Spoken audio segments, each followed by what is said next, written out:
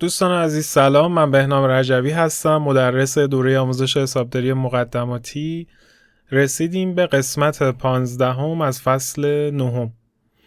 بچه ما این جلسه در این بخش از فصل خودمون هستیم، قسمت یکی مونده به آخر، و موضوع این جلسه ما تمرین اول فصل 9 حسابداری انباره. در واقع من تو این فصل فعلا در فاز اول براتون 2 تمرین آماده کردم، تمرین اول و تمرین دوم، که این جلسه تمرین اول رو با هم دیگه خواهیم داشت.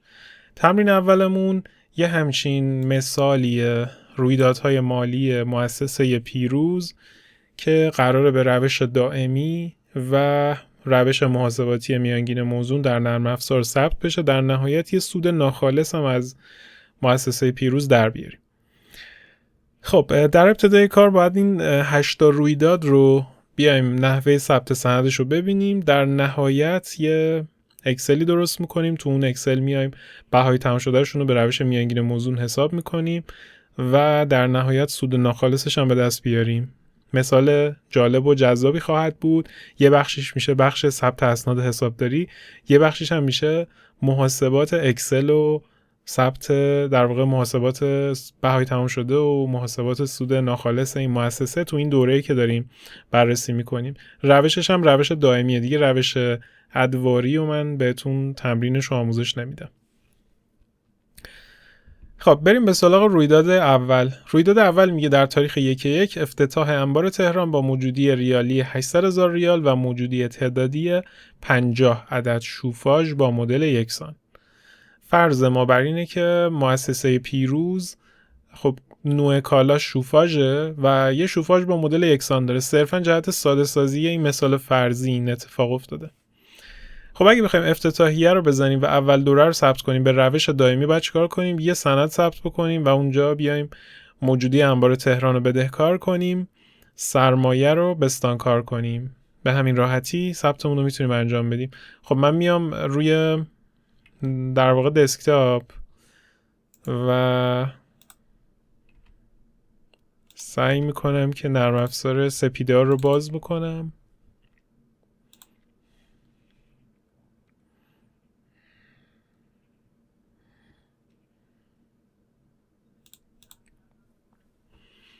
وارد نرم افزار میشم.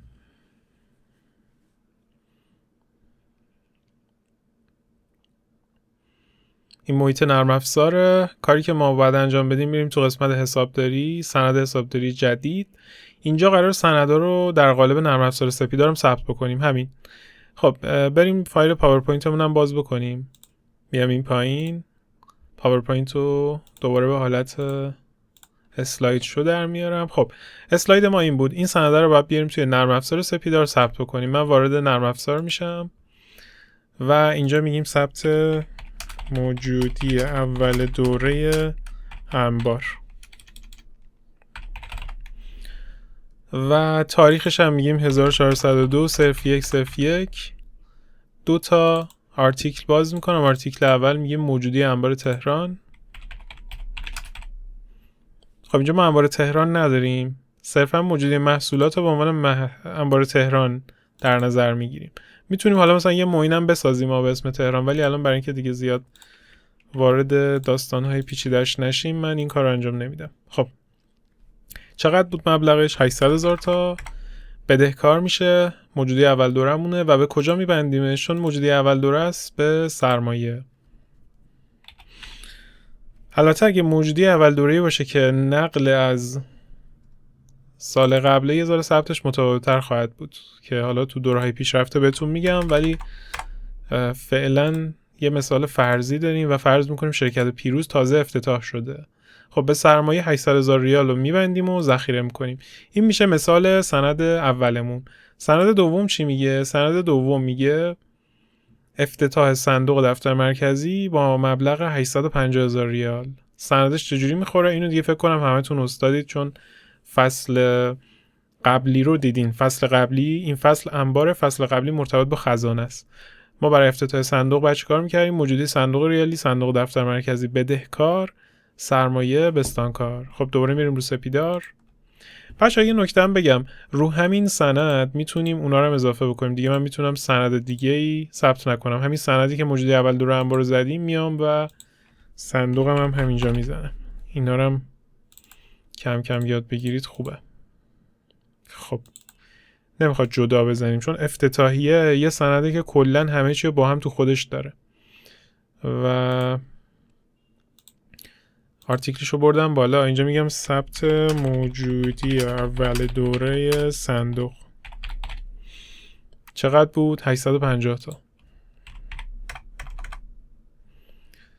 و سرمایه رو اینجا هم حالا میگیم موجودی، یعنی در واقع اول دوره سرمایه چقدر باید باشه؟ سرمایه مجموعه این دوتا، اختلاف این دوتا الان چقدر؟ 850 تا بعد اضافه کنم. در واقع اینجا باید باشه 1650 به این شکل. در نهایت ذخیره‌اش میکنم. من اومدم آیتم اول و دوم رو ترکیب کردم رو سپیدار به عنوان یه سند زدم. حالا میرم آیتم سوم، فروش 10 عدد شوفاژ به قیمت هر عدد 25000 ریال با آقای خادمی و دریافت وجه هم به صورت نقدی. خب بچه‌ها ببینین، نکته‌ای که هست اینه که ما اگه روشمون رو بخوایم دائمی بریم و همزمان هم اسنادمون رو ثبت بکنیم، الان به یه گیری میخوریم. گیرمون چیه؟ گیرمون اینه که الان من بخوام سند فروشمو بزنم و سند بهای تمام شده و موجودی کالامو بزنم، گیر میکنم. فروشمو میزنم چون قیمت فروشم میدونم چنده، ولی بهای تمام شده رو ببینید در حاله ای از ابهامه. چند باید بزنم؟ خب جلسات قبلی نحوه محاسبهش رو دیدیم دیگه، ذهنی که نمیشه حساب کرد. پس میام یه جدول بهای تمام شده درست میکنیم. خب من اکسل بهای تمام شده رو میارم براتون. خب این جدول اکسل بهای تمام شده است. من مثل در واقع جلسات قبلی براتون یه همچین چیزی تهیه کردم. قرار هر تمرینی که با هم بریم برای اینکه بهای تمام شدهش رو بتونیم حساب بکنیم توی این جداول هم واردش بکنیم. اول بیایم یه کاردکس بسازیم، بعد بیایم تو سیستم دائمی واردش کنیم تا به صورت زنده بیایم بهای تمام شدهمون رو حساب بکنیم. الان خب دیتا نداره و بعد این دیتا رو بریم از اول دوباره وارد کنیم. برمیگردیم به مثالمون. مثال شماره 1 میگه افتتاح موجودی انبار با موجودی ریالی 800,000 ریال و موجودی تعدادی 50 عدد. خب مشخص شد. میریم در کاردکس، اول کاردکس رو میزنیم، میگیم 1402 چند بود؟ 1402. آره 1402 بود. خب در این تاریخ ذره اینو بزرگترش میکنم. نوعش میگیم اول دوره، تعدادش 50 تا و ارزش ریالیش هم بوده 800,000. درسته؟ تعدادی چقدره؟ خب میشه این تقسیم بر این عدد، دونه 16,000 تا اول دوره همون بوده. دوباره برمیگردیم به اسلاید. با صندوق کاری نداریم، میریم به سراغ فروش. اینجا 10 عدد فروختیم. به چه عددی؟ خب الان اینجا دیگه میتونیم دقیقاً به دست بیاریم. میام اینجا دوباره میگیم در تاریخ 1402 01 05 یه فروش داشتیم، تعداد 10 تا. فی و کلش رو نداریم. فی و کلش رو کجا به دست میاریم؟ بعداً باید حالا ببریم تو محاسبات اینجا به دست بیاریم. فعلا خالی میذارم، قرمزش میکنم که بدونیم اینا رو نداریم. خب حالا برمیگردیم به اسلایدمون و اینجا حالا باید محاسبهش رو انجام بدیم دیگه. بعد ببریم تو جدول میانگین موزون عددا رو به دست بیاریم. این عددا خیلی مهمن که به دست بیان. پس برمیگردیم به اکسل چون چاره‌ای نداریم که حساب کنیم. این گردش اول میبریم. ببینید من تاریخ رو میبرم.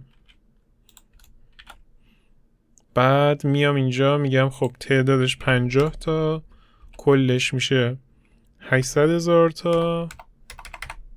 فی میانگینمون چقدر میشه؟ میشه 16,000 تا. اون ورشون حساب کردیم دیگه، این ور میزنمش. بعد اینجا چی بوده؟ فروش یا صادره بوده. میگیم در تاریخ این. خب این هم یه ذره حریص‌ترش کنم. خب صادره داشتیم 10 عدد. چقدر باید فی میانگین رو بزنیم؟ اگه قسمت قبل رو دیده باشید میدونید.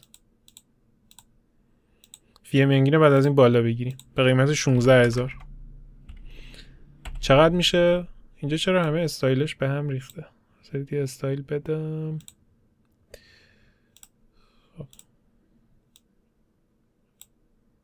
او نمیشه استایل داد، تنظیمش کنم.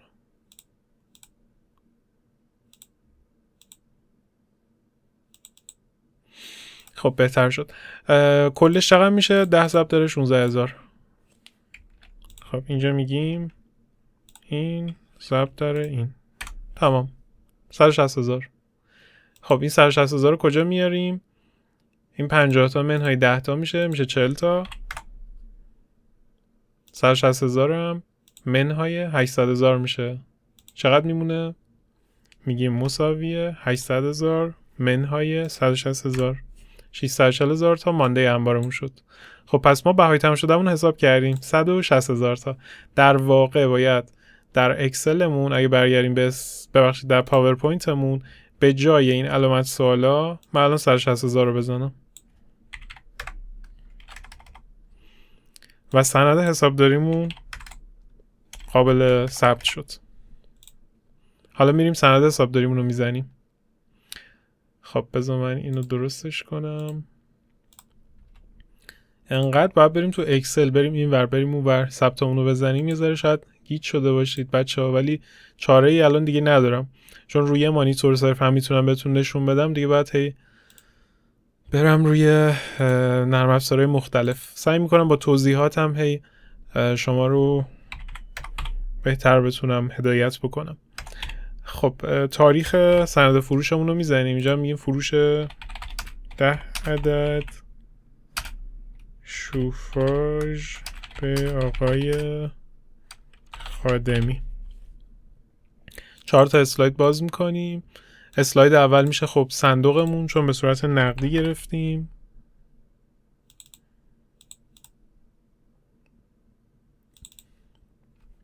اسلاید دوم میشه فروشمون که نشون دهنده شناسایی درآمدمونه، فروش داخلی محصولات.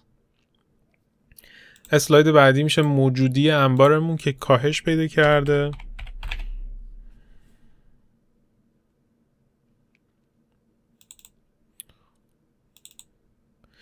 و اسلاید بعدی هم میشه بهای تمام شدهمون.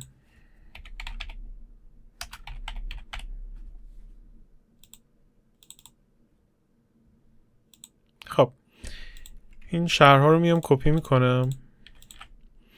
اینجا ما چقدر فروختیم؟ عدد فروشمون بود 250000 تا، یعنی صندوقمون 250000 تا دریافت کرد از آقای خادمی. فروشمون هم 250000 تا شناسایی شد. بهای تمام شده کالای فروش رفته و موجودی انبارمون چقدر کاهش پیدا کرد؟ 160000 تا. طبق اون محاسباتی که الان انجام دادیم 160000 تا انجام شد. خب اینم میام ذخیره میکنم. به همین راحتی ما ثبت فروشمون رو زدیم. البته خیلی هم راحت نبود چون محاسبات داشت، ولی به هر حال از پسش بر اومدیم و انجام دادیم. خب بریم سراغ اسلاید بعدی. در تاریخ 17/1/1402 مرجوع 2 عدد شوفاژ فروخته شده از آقای خادمی و نگهداری مانده آقای خادمی در حساب. چجوری میشه سندش؟ برگشت از فروش میخوره، حسابهای پرداختنی با آقای خادمی چون میگفته ماندهش رو نگه میداره. موجودی انبار تهران و بهای تمام شده کالای فروش رفته چه اتفاقی براش میفته؟ خب اینم باز در حاله ای از ابهامه. بعد اولین علامت سوالا رو تو اکسل به دست بیاریم، بعد بریم به سراغ ثبت اسنادش. اکسلمون رو دوباره باز میکنیم. مرجوع فروش گفته. مرجوع فروش چیه؟ یه جور خریده دیگه، یه جور ورود کالا به انباره. تاریخش کی بود؟ 1402 01/17. اینجا میگیم مرجوع فروش. نوعش مرجوع فروشه. تعدادش چقدر بوده؟ 2 عدد. و ارزشش رو چجوری باید بزنیم؟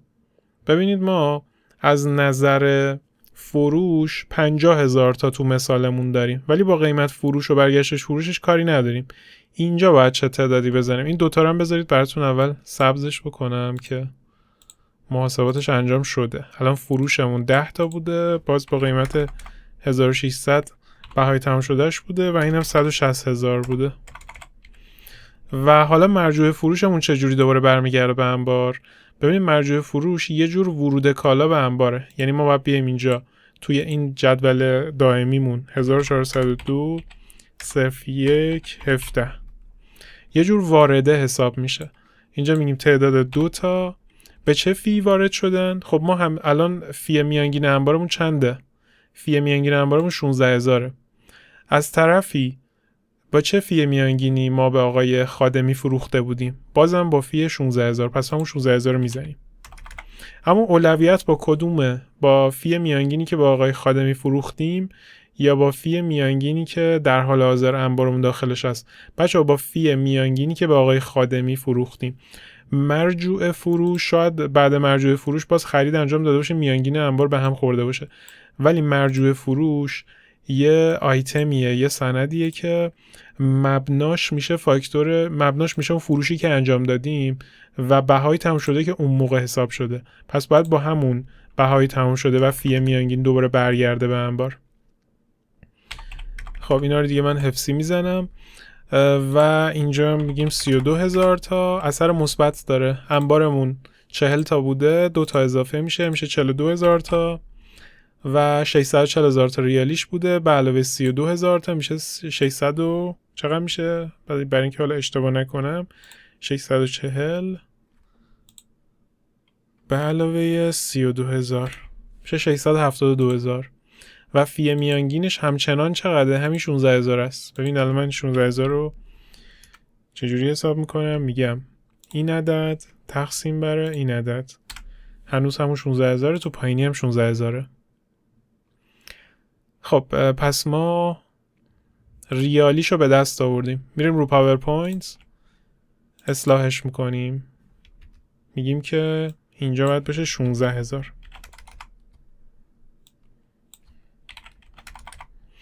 و حالا چیکار میکنیم؟ میریم توی سپیدار و رو سپیدار هم ثبتش میکنیم. خب من یه سند جدید باز میکنم، 4 تا اسلاید میزنم. بچه‌ها سندهای فروش به فصل بعد مربوطن، ولی من اینجا دیگه مجبور شدم برای اینکه چون انبارم روش خرید یا فروش یا برگشت اینا داره، اینا رو همه رو بهتون بگم. ولی فصل بعدی باز قراره سندهای فروش رو تمرین کنیم، باز قراره انبار رو تمرین کنیم، باز قراره خزانه رو تمرین کنیم و کامل ترم تمرین کنیم. خب اینجا میگم برگشت فروش. اسلاید بعدی که سند گفته بود تو حساب نگه دارید، یعنی ما بدهکار شدیم دیگه. وقتی فروختیم پول گرفتیم، حالا که برگشت فروش شد بعد پولش رو پس بدیم، ولی آقای خادمی گفت پول منو نمیخواد پس بدین، تو حسابم نگه داری، شاید بعداً دوباره اومدم خرید کردم. پس اینجا یه پرداختنی باز میکنیم به نشانه بدهیمون. حساب‌های پرداختنی تجاری آقای خادم.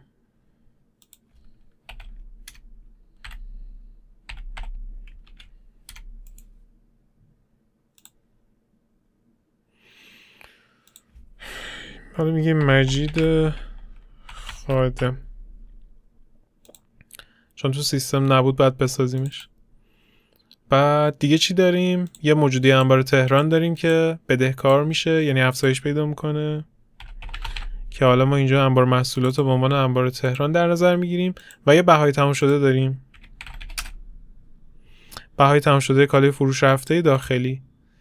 حالا یه ثبت سندم داریم، میگیم برگشت فروش به آقای خادم و نگهداری بدهی در حساب ایشان. مثلا همین میایم کپی میکنیم میبریم اینجا پیست میکنیم. خب اسلاید اول چیه؟ یعنی آرتیکل اول چیه؟ آرتیکل اول برگشت فروشه، به چه مبلغیه؟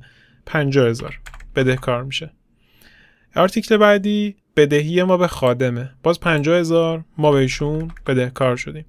آرتیکل بعدی مربوط به موجودی انباره. درسته که ما فروشمون 50,000 بوده ولی موجودی انبارمون به ارزش شوفاژا باید دوباره افزایش پیدا کنه که دوتا شوفاژ هر کدومش بود 16,000 تا، دوتاش میشه 32,000 تا. و در نهایت ببخشید من الان که یادم افتاد تو اسلایدا سند اشتباه زدم. تو اسلایدا زدم 16,000 بچه 16,000 نباید باشه 32,000 چون دو تا بوده، من ارزش یه دونه شو زدم. خوب شد یا متوجه شدم و اصلاحش کردم. خب اینجا پس 32,000 رو میزنیم، دوباره اسلایدمون رو درست میکنیم، میریم رو سپیدار ادامه سند. 32,000 رو میزنیم، دوباره اینجا میام 32. خب تمام، اینم ذخیره میکنم. به همین راحتی اسنادمون رو ثبت کردیم. میریم سراغ اسلاید بعدی. تمرین شماره 5.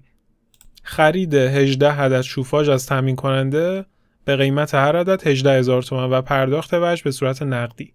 خب ثبت سندش اینجوری میشه موجودی انبار 324 تا که 18,000 ضرب در 18 میشه 324,000 تا. موجودی صندوقمون هم 324,000 تا کاهش پیدا میکنه چون پرداختش رو نقدی از صندوق دادیم. اگه بریم رو سپیدار ثبتش کنیم یه ثبت خیلی ساده و اوکی داره. میگیم در تاریخ 1402 0125 خرید 18 عدد شوفاژ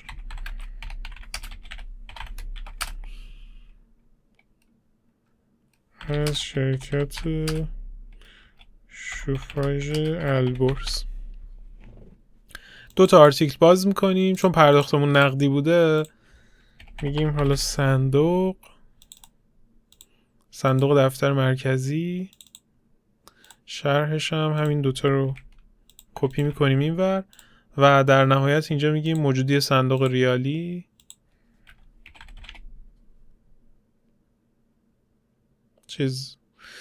بباشید صندوق نه انبار. خب انبار محصولات و انبار محصولات اینجا بدهکار شده، من اینو اشتباه آوردم اینور. انبار رو بردم بالا، صندوق رو بردم پایین. انبار چقدر بدهکار شده 324,000 تا و صندوقمون چقدر کاهش پیدا کرده یا بستانکار شده 324,000 تا. تمام بچه این ثبت سندش بود، اما یه ثبت دیگه هم داره. بعد بریم تو اکسل، اینجا هم اثرش رو ثبت بکنیم. باز بگیم تو تاریخ 1402 0125 یه خرید اتفاق افتاده 18 عدد شوفاژ به قیمت 18,000 و مجموعاً 324,000 خریداری کردیم. ببینید الان من 18 رو برای اینکه مطمئن بشم ضرب در 18,000 بکنم 324,000 رو به ما میده.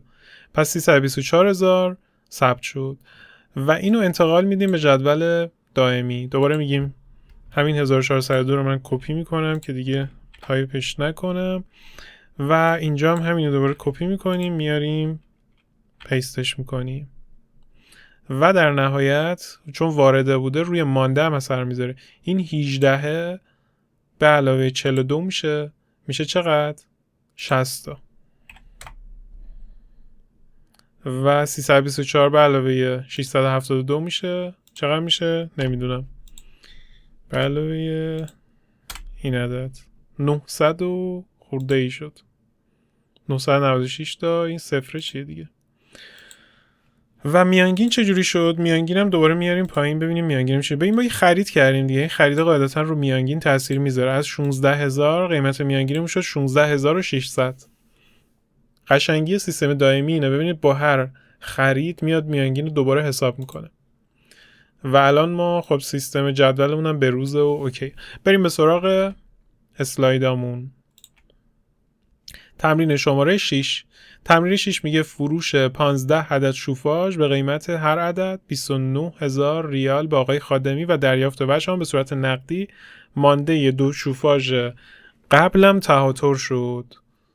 خب خادمی که ما یه مقداری بهش پول بدهکار بودیم اومد 15 تا شوفاژ از ما خرید. قیمت هر شوفاژ هم 29 تومن باش حساب کردیم. در نهایت اتفاقی که افتاد این بود که یه مقدار از طلبی که داشت رو صاف کردیم و بقیه‌اش هم پولشو گرفتیم. اینو باید چیکار کنیم؟ یه ذره خب متفاوت تره. بعد بیایم اینجوری ثبتش بکنیم. اول از همه فروشمون رو میزنیم. فروشمون 435,000 تا بوده، یعنی 15 ضرب در 29,000. 15 ضرب در 29,000 435,000 قیمت کل فروش شوفاژا بوده. حالا از این 435,000 ما 50,000 تا به آقای خادم بدهکار بودیم. خب نمیتونیم کل مبلغ رو ازش بگیریم، باید 50,000 بدهکاری خودمون رو ازش کم کنیم، بقیه پولش رو بگیریم. بقیه پولش چقدر میشه؟ 435,000 رو منهای 50,000 بکنیم میشه آرتیکل اول 385,000. از طرفی باید اون بدهی خودمون هم صاف بکنیم، پس تو سند به عنوان حساب پرداختنی سمت بدهکار میاریمش. این میشه از نظر فروش و خزانه اسنادش میخوره. از نظر انبار چجوری میخوره؟ از نظر انبار باز هنوز تو حاله ای از ابهامه، باید بریم رو اکسلمون حلش بکنیم. خب بریم رو اکسل، میگیم در تاریخ 1402 0215 فروش داشتیم. چقدر فروش داشتیم؟ 15 عدد. و به چه قیمتی بوده؟ نمیدونیم. قیمتش از کجا به دست میاریم؟ از میانگین موزون آخر. اینجا میگیم باز این تاریخ رو من منتقل میکنم به اینجا و اینجا میگیم 29 تا فروختیم. به چه قیمتی؟ به این قیمت 16,600 در واقع. و کل مبلغ بهایی تمام شده اون چقدر میشه برای این سفارش؟ خب این دوتا رو حساب میکنیم. 481,400. نباید این عدد، اینجا من 29 نوشتم، باید 15 باشه. میگم عددش خیلی بزرگ شد، غیر طبیعی بزرگ شد. خب 15 ضرب در 16,600 میشه 249,000. حالا این 60 تا بوده، 15 تا ازش کم میشه چقدر؟ 45 تا. 996,000 منهای 249 چقدر میشه؟ نمیدونم، ببینیم چقدر میشه. اونقدری محاسبات ذهنی من قوی نیست. خب 747,000 تا که یه صفر اضافه هم الکی داره برش داشتم در اومد. و میانگین انبارمون چقدر میشه؟ تغییری نمیکنه. چرا؟ چون خروجی داشته. حالا ببینید الان، البته همینو بستش میدم دیگه نزنیم، حالا ول نمی‌کنی که. ببینید بازم 16,600 شد. ما با خروجی قیمت میانگینمون تغییر نمیکنه، با ورودی با قیمت متفاوت میانگینمون تغییر میکنه. پس الان چی شد؟ اینجا ما میانگینمون 16,600 و در نهایت میگیم 15 ضرب در 16,600 شد. بهای تمام شده همین 249,000 که اینجا هم در آوردیم. چقدر این جدول باحاله، یعنی احساس میکنم که خیلی جلسه داره، خیلی خوب پیش میره و شما هم خیلی خوب دارید آموزش میبینید. از طرفی به نظرم این یه مدل یادگیری عمیق انباره، یعنی شما همزمان هم دارید ثبت اسناد انبار رو آموزش میبینید، هم دارید محاسباتش آموزش میبینید و ارتباط این دوتا با هم دیگه. خیلی از این جلسه خودم راضیم و خودم دارم لذت میبرم. حالا شما رو نمیدونم. 249,000 تا میشه بهای تمام شده که من اینجا می نویسمش.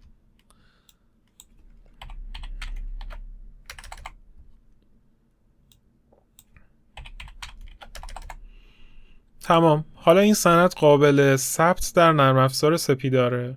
چند تا مثال دیگه داریم؟ 2 تا دیگه داریم. خب بریم سراغ سپیدار. اول البته این اسلایدر رو درستش کنم.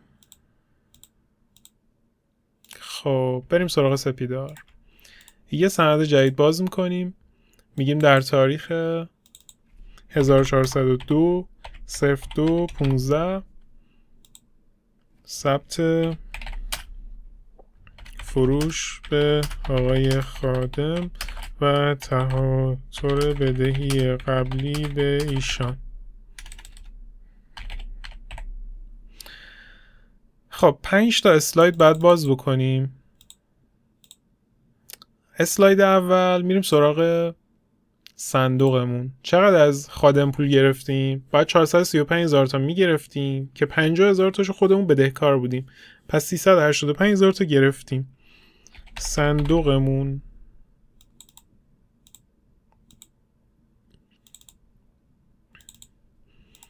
385,000 تا بدهکار شد. یعنی خادم اینقدر به ما پول داد. از طرفی خادم از ما چقدر طلب داشت، یعنی حساب پرداختنی ما چقدر بود؟ 50,000 تا، که 50,000 تا رو هم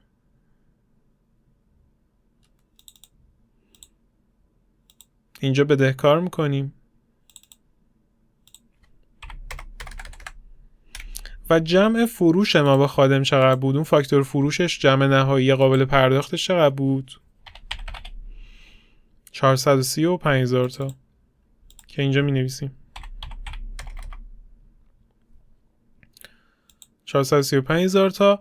این شد اسناد مرتبط با خزانه و فروشش. حالا اسناد انبارش چیه؟ یه موجودی انباره که کاهش پیدا میکنه.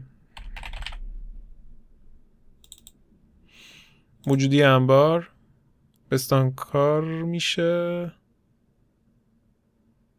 موجودی انبار بدهکار میشه. بچه ببخشید، بستانکار میشه. وقتی فروش انجام میدیم بستانکار میشه و الان نگاه کردم تو اسلایدم اشتباه خورده. موجودی انبارمون احتمالاً براتون در حاله ای از ابهام بوده که این چرا اینجاست. خب اشتباه شده، من عذرخواهی میکنم. موجودی انبارمون بستانکار میشه 249,000 تا و بهای تمام شده کالای فروش رفته بدهکار میشه، افزایش پیدا میکنه چون فروش انجام شده دیگه. ما وقتی فروش انجام میدیم از انبارمون داره کالا خارج میشه و بستانکار میشه، کم میشه. عذرخواهی میکنم، اینو من دقت نکرده بودم بهش. خب بریم سراغ سپیدار. این ثبتارم کپی میکنم. انبارمون بستانکار میشه، بهای تمام شده کالای فروش رفته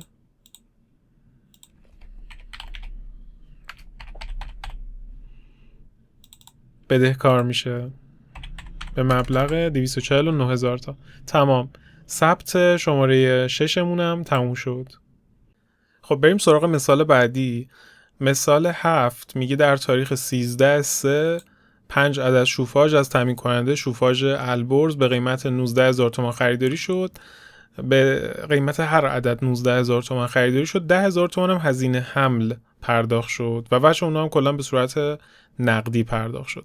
روش ثبت سندش چجوریه؟ خب ما یه همچین سندی خواهیم داشت. ردیف اولش که اومده موجودی انبار رو افزایش داده چون خرید کردیم. چقدر افزایش داده؟ 105,000 تا. چرا 105,000 تا؟ خب بیاین حساب بکنیم. میگیم 5 تا شوفاژ بوده، هر کدومش 19,000 تا و کلهم شده 95,000 تا. حالا اینجا چرا 105,000 تا زدیم؟ چون 10,000 تومان هم هزینه حمل دادیم و در روش دائمی هزینه حمل سرشکم میشه رو خود قیمت کالا.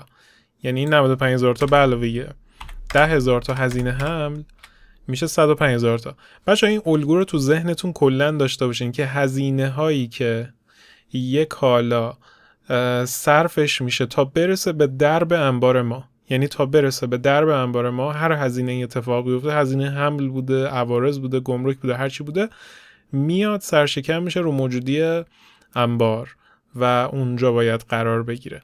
و الان یه دونه هزینه حمل داشته، پس این هزینه حمله قرار میگیره و به عنوان یک هزینه سرشکم میشه رو بهای تمام شده ما. در نهایت ما موجودی انبارمون رو 105,000 تا بستانکار میکنیم، بدهکار میکنیم ببخشید. و چیو بستانکار میکنیم؟ اینجا میگیم حساب پرداختنیمون به شوفاژ البرز 95,000 تا. از این 105,000 تا 95,000 تاشو باید بدیم به شوفاژ البرز. فرضاً حمل کننده ما هم یه شخص دیگه بوده، 10,000 تاش هم میدیم به حمل کننده. این میشه بدهی ما به البرز و حمل کننده. حالا بدهیمون رو میایم پرداخت میکنیم. دوباره میایم همین 95,000 تا رو 10,000 تا رو بدهکار میکنیم، صندوقمون رو بستانکار میکنیم. بچه‌ها میتونستیم این 4 تا ردیف رو کلا نزنیم اگر مبنای کار ما به صورت نقدی بود، ولی الان اکثر نرم افزارها و کسب و کارها مبنا رو تعهدی میزنن. چرا این کارو میکنن؟ چرا نمیان یه ثبت دوتایی بزنن خودشون رو راحت کنن؟ چون که تو ثبت دوتایی دیگه هیچ اثری به اثر پرداخت ما به این تامین کننده و بدهی ما به این تامین کننده شناسایی نمیشه و شرکت شوفاژ البرز هیچ اسمی ازش نمیاد. برای همین مبنا تعهدی میاد ثبت میشه، کار بیشتری میبره. خب دیتیل بالاتری هم به ما میده دیگه. خب بریم سراغ نرم افزار سپیدار. اول ثبت حسابداریمون رو بزنیم. یه ردیف جدید باز میکنم. یه 6 تا آرتیکل باید باز بکنم. آرتیکل اول میشه موجودی انبار. آرتیکل بعدی میشه پرداختنی، حسابای پرداختنی.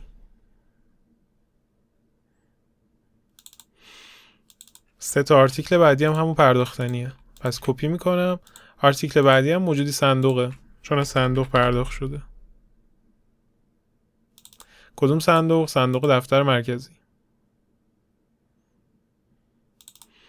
خب تفصیلی اینا رو چی میزنم؟ یکیش میشه شوفاژ البرز که احتمالاً تو لیست ما نیست، پس من به عنوان طرف حساب اضافهش میکنم. میگم اینجا شوفاژ البرز.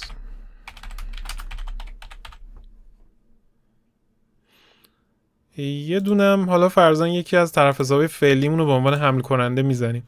شوفاژ البرز رو به عنوان تامین کننده و مثلا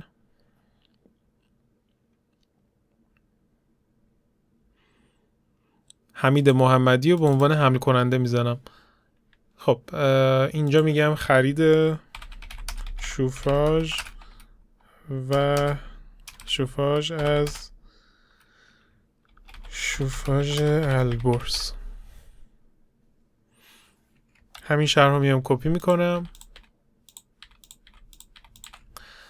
و اینجا هم این تفصیلیات تکراریه. دوباره میام این 121 رو کپی میکنم اینجا، 1008 هم کپی میکنم اینجا.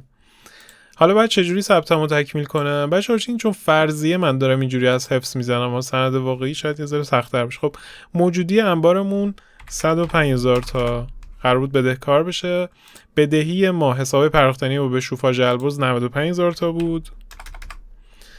بدهی ما به حمل کننده که اینجا فرضاً حمید محمدی انتخاب شده 10,000 تاست. و حالا پرداخت بدهی یعنی بدهی رو اول باید کم بکنیم. میگیم دوباره اون کسر بدهیمون 95,000 تا بدهکار میشه همون حساب و 10,000 تا هم حمید محمدی به عنوان حمل کننده بدهکار میشه و کاهش پیدا میکنه و در نهایت وجه رو میایم از صندوق میدیم. صندوقمون بستانکار میشه 105,000 تا. تمام، سند حسابداری رو ثبت کردیم. ولی به جز سند حسابداری باید چیکار کنیم؟ بریم رو اکسل هم تاثیرش رو بذاریم. رو اکسل میایم میگیم در تاریخ 1402 03 13 رویدادمون چی بوده؟ خرید. چند تا خریدیم؟ 5 تا خریدیم به قیمت هر کدوم 19,000 تا و البته نه 19,000 تا نه، ببخشید. خب 19,000 تا خریدیم ولی یه هزینه حمل هم داشتیم دیگه. حالا باید چیکار کنیم؟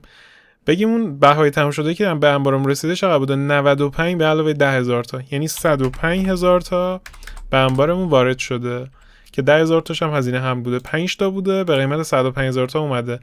بهای تموم شدهش چقدر میشه؟ میایم خب در میاریم میگیم که خدمتتون بگم در واقع دونه‌ای چقدر وارد انبارمون شده. میگیم 105,000 تا تقسیم بر 5,000 تا، دونه 21,000 وارد انبار شده. گرون هم تموم شده برامون. حالا اینو به عنوان خرید میایم ثبت میکنیم در میانگین موزون.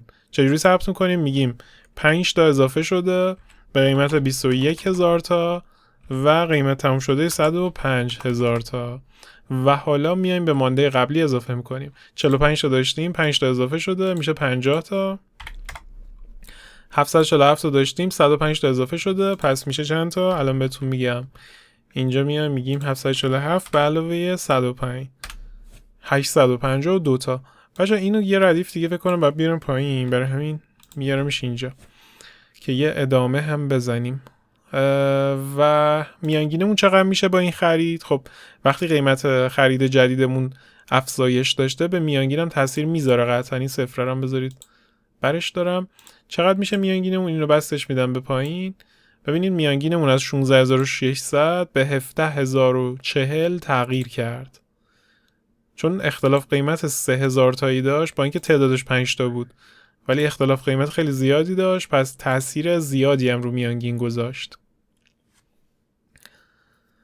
خب بریم به سراغ مثال بعدی. من این ردیفه رو یه کپی بگیرم ازش، چون یه مثال دیگه هم داریم و ظاهرا جا نداریم. خب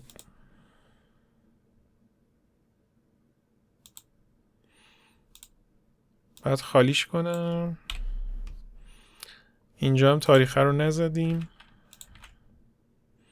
اینجا هم باید یه کپی بگیرم خالی کنم. خب بریم به سراغ مثال بعدی. یه ذره ظاهر جدولمون به هم ریخ، ولی شما اینا رو نادیده بگیرید، بیشتر به اصل داستان توجه کنید.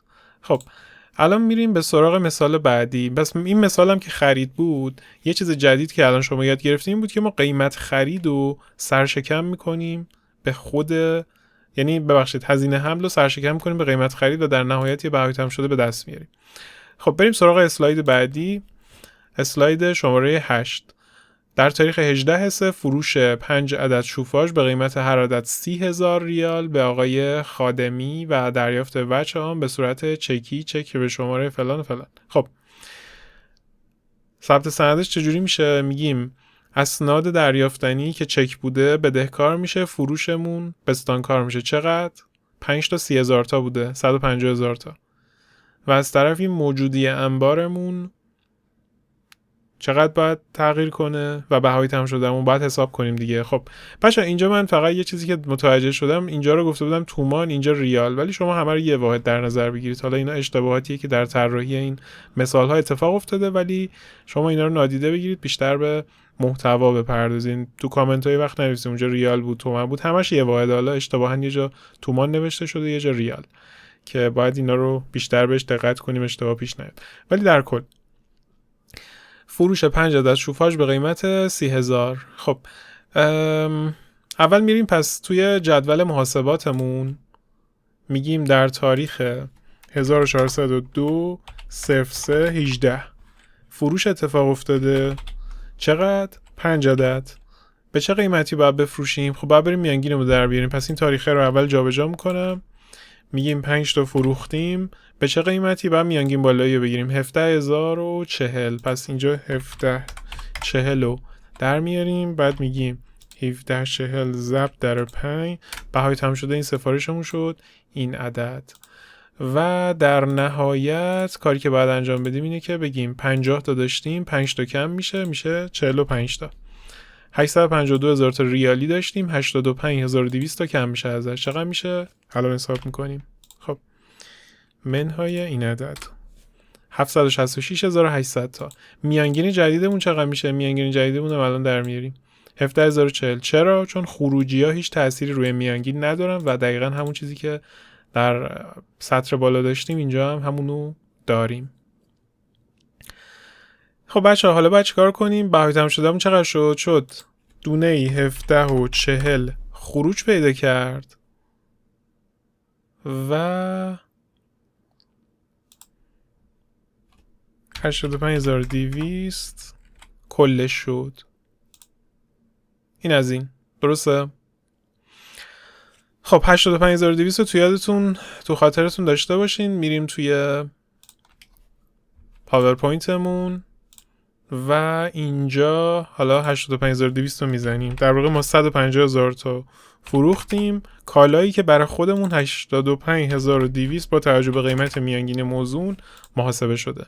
حالا این سند حسابداری آماده است که بریم روی نرم افزار سپیدار ثبتش کنیم. خب من میرم روی سپیدار، یه سند جدید باز میکنم، تاریخمو میگم 1402 03 18. توضیحات هم میگم فروش شوفاژ به صورت چکی به آقای خادمی. 4 تا آرتیکل باز میکنم. آرتیکل اول اسناد دریافتنی خادمی، اسناد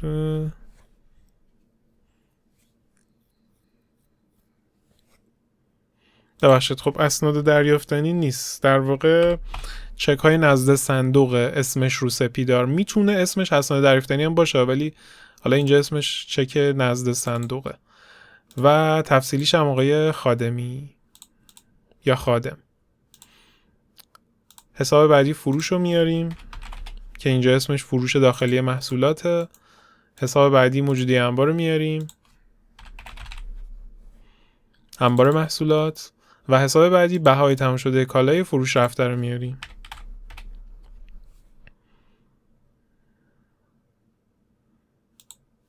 خب حالا میایم مقداراشو میزنیم. این توضیحات هم من اینجا کپی میکنم، مقادیرش رو وارد میکنیم. فروشمون چقدر بود؟ 150,000 تا قیمت فروش روی فاکتورمون. و از طرفی چقدر چک گرفتیم از آقای خادم؟ به اندازه همون فروشمون دیگه، پس 150,000 تا چک گرفتیم. این فروشی که انجام دادیم برای خودمون چقدر تموم شد؟ شوفاژا قیمتش. موجودی انبارمون چقدر کم شد؟ 85,200 تا با توجه به محاسباتی که تو اکسل انجام دادیم و بهای تموم شدهمون هم 85,200. تمام بچه‌ها، آخرین ثبت این مثالم زدیم. بریم به سراغ یه آیتم جذاب. آیتم آخر محاسبه سود ناخالص و بهای تموم شده کالای فروش رفته. بچه‌ها خیلی ساده است. ببینید وقتی ما رو نرم افزار میایم این ثبت‌ها رو انجام میدیم، در واقع خود نرم افزار این آمارا رو به ما میده. ما اگه بریم رو مرور حسابا، بیایم تو بخش فروش و درآمد و بیایم تو حساب معین، اینجا ما یه فروش داریم 83,500 عدد فروشمونه، یه برگشت داریم 50,000 تا. و اگه بیایم تو بهای تموم شده کالای فروش رفته، بیایم تو حساب معین، یه عدد گردش بستانکارش چیه؟ بذارید احتمالاً برگشت فروشه.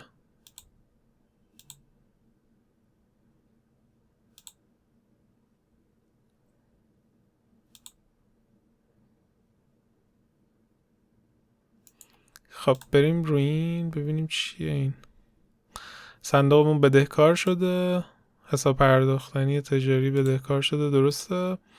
فروش محصولات درسته، موجودی انبار بستانکار شده، بهای تموم شده بدهکار شده، درسته. خب این درسته، بدهکاریش درسته. اینجا چیه؟ فروش شوفاژ به صورت چکی به آقای خادم. چرا اینجا بستانکار شده؟ اشتباه زدم. آره ببینید اینو من برعکس زدم. الان من رفتم یه آمار گرفتم، این آخرین مثالی که با هم حل کردیم و اشتباه ثبت کردم. فکر کردم بهای تموم شده سومی است، نگاه نکردم.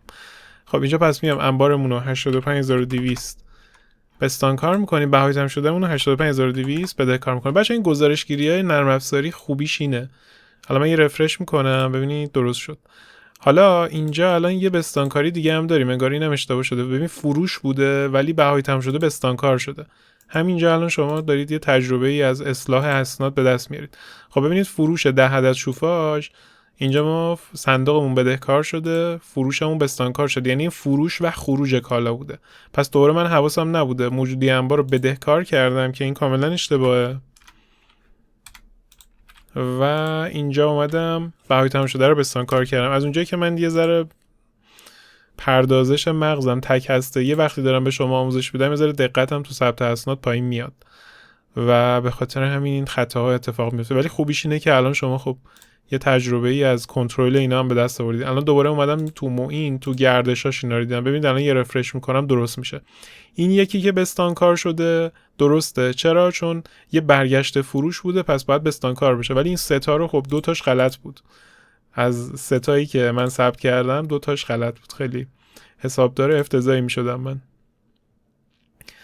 خب کجا بودیم؟ می‌خواستیم ببینید الان محاسبه سود ناخالص و بهای تموم شده چجوری بوده که من رسیدم به سوتیایی که خودم دادم.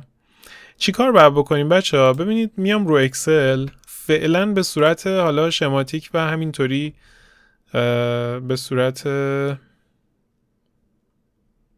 خیلی ساده میخوام بهتون بگم. ما اینجا میگیم فروشمون، برگشت فروشمون، بهای تمام شده کالای فروش رفته، در نهایت سود ناخالص. اینو میام میکنم یه جدول به صورت زنده با همدیگه درش بیاریم. خب اینو میکنم یه جدول، بعد اینجا میام بزرگش میکنم و حالا چون اکسلش یه ذره ریزه من فونتش رو براتون بزرگ میکنم قشنگ ببینید. بذارید یه ذره بزرگترش بکنم. خب این شد الان این جدول ما که من میام اینجا رو هم توصیه میکنم جدولمون یه ذره گسترش پیدا کنه، بزرگتر بشه. خب اینا رو مرج میکنم که یه ذره یه دست‌تر بشه.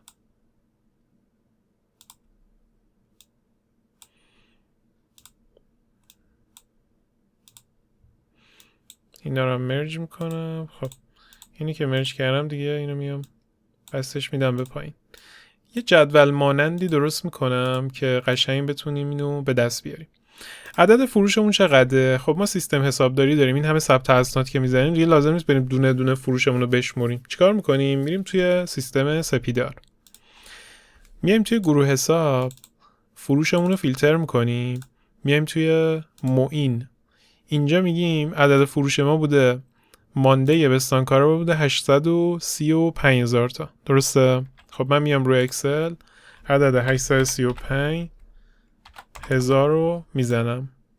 خب اینا رو هم بذارید من بزرگ بکنم.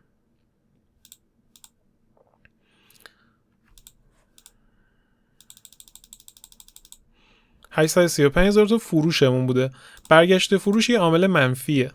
چیکار میکنیم؟ برگشت فروشمون 50,000 تا بوده. خب پس میایم 50,000 تا رو میزنیم، ولی در پرانتز میزنیمش. بذارید فرمتش رو درست بکنم. ببینید فرمتش رو میارم رو حالت پرانتزی، میگم منفی 50,000، چون تو حسابداری ما منفی رو داخل پرانتز میبینیم، منفی نمیذاریم. اینجوری که بزنیم یعنی داخل پرانتز. بهای تموم شده اونم باز یه عدد منفیه. اینم باز فرمتش رو میارم روی حالت حسابداری و فاینانشیال رو اکسل. چقدر بهای تموم شده همون؟ میریم روی سپیدار.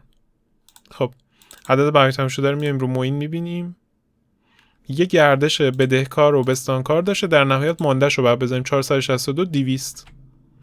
میریم رو اکسلمون منفی 462 200 میشه این. خب این صفراش هم من نمیدونم از کجا میاره این صفرا رو، بعد کم بکنم. در نهایت سود ناخالص بر چه اساسی چیده میشه؟ بر اساس ما یه مقدار فروشی داشتیم که میشه درآمدمون، این میشه درآمد، این میشه یه مدلی از هزینه یا کاهنده درآمد. بگیم هزینه نمیشه گفت، کاهنده درآمد. بهای تموم شده هم یه نوع هزینه است، هزینه اون کالا برای خودمون. حالا با ماهیتش با دیگر هزینه ها فرق داره، ولی بازم میتونیم به عنوان هزینه اینو به حساب بیاریم و این اثر مثبت رو درآمد داره. خیلی تیر است، بذارید اینو بزنم. این دوتا اثر منفی دارن، درسته؟ پس ما باید اولین 835,000 تا منهای این و منهای این کنیم تا سود ناخالصمون رو به دست بیاریم. سود ناخالصمون هم حالا به آبی در نظر میگیریم. اینجا من میگم مساویه این عدد به علاوه این به علاوه این. چرا به علاوه کردم؟ چون منفی ان دیگه.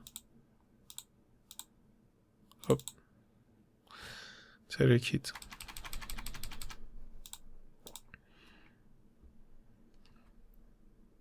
خب من فکر کنم چون فرمتاشون یکی نیست برای همین نتونست جمع بکنه. هر سه رو میارم رو حالت فاینانشیال، صفراشون هم میگیرم، دوباره جمع میکنم، میگم اینو اینو این. یه به علاوهش در زدم. بچه ها اینجا یه اتفاقی افتاده. میگه که پارامتر 835,000 تا یه جور تکسته و نمیشه اینو با عدد جمع کرد. یه جور تکست شناساییش کرده. چرا؟ چون من زمانی که داشتم میزدمش یه دونه از این کاراکترها بینش گذاشتم و اینو تکست شناسایی میکنه. حالا تونست حساب کنه 322,800 سود ناخالص ما بوده بابت معادلاتی که در این مثال انجام دادیم. اومدیم فروشامون رو جمع کردیم بر اساس اسناد و محاسباتی که داشتیم، برگشت فروشامون رو از فروشمون کم کردیم، بهای تمام شدهمون رو که بر اساس میانگین موزون حساب کردیم از فروشمون کم کردیم، در نهایت یه سود ناخالص به ما داد و سود ناخالصمون رو در آوردیم.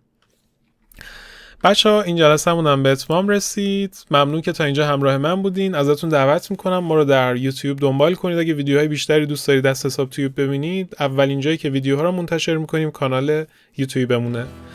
متشکرم که تا اینجا همراه ما بودید. در جلسه قبلی ما پرسش و پاسخ فصل انبار رو داشتیم. این جلسه یه تمرین رو با هم داشتیم. جلسه بعدی هم یه تمرین با هم دیگه خواهیم داشت. تا ویدیوی بعدی، خدا نگهدار.